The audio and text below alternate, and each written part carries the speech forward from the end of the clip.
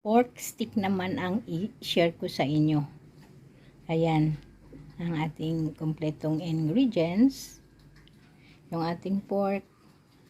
Ayan, bawang sibuyas. Meron tayong oyster. At saka yung soy sauce, black pepper, salt, in konting bitsin. Tsaka pigaan natin ng kalamansi yung ating karne. Para magiging masarap ito. Ayan, favorite namin to guys. Favorite ng mga anakis ko. Ang pork steak. Let's start. Ayan, hugasan natin mabuti ang ating karne.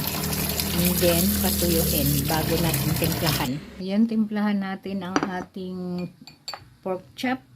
Lagyan natin ng 2 kutsara na soy sauce. Tapos, yung ating piniga na kalamansi. Yan. And then, yung ating black pepper, salt, at saka konting bitsin. Ayan. Favorite namin to guys. Napakasarap nito. So, lang natin. I-mix lang natin at i-marinate lang natin ng 5 minutes lang. Takpan natin siya. I-half cook natin yung ating sibuyas na pantapin.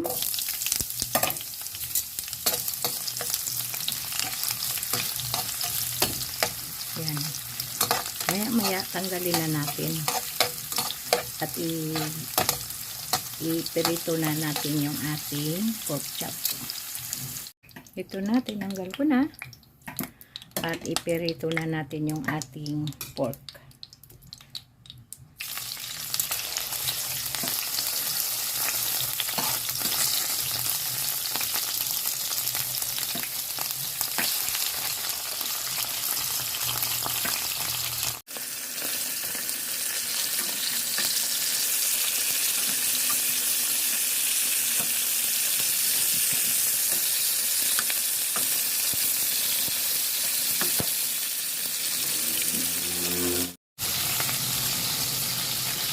Pork stick.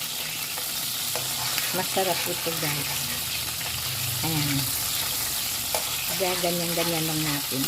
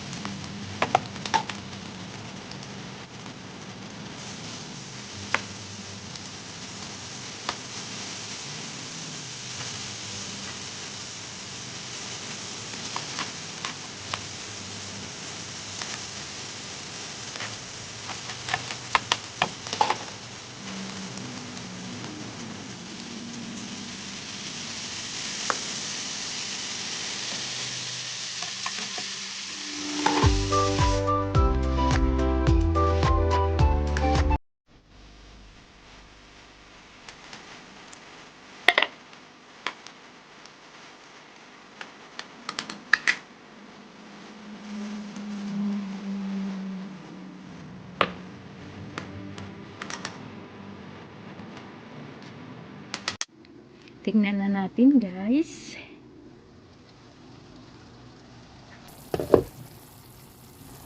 Ayan, luto na siya. Ilagay na natin yung ating topping.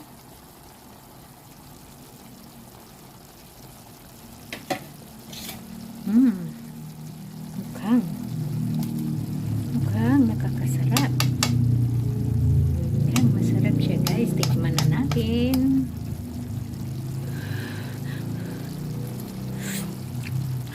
Wow! Napakasarap niya guys.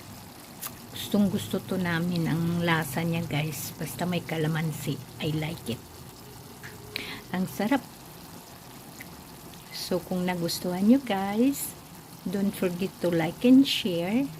And mag-subscribe sa aking YouTube channel. Thank you for watching. Bye-bye. God bless. Ingat po tayong lahat.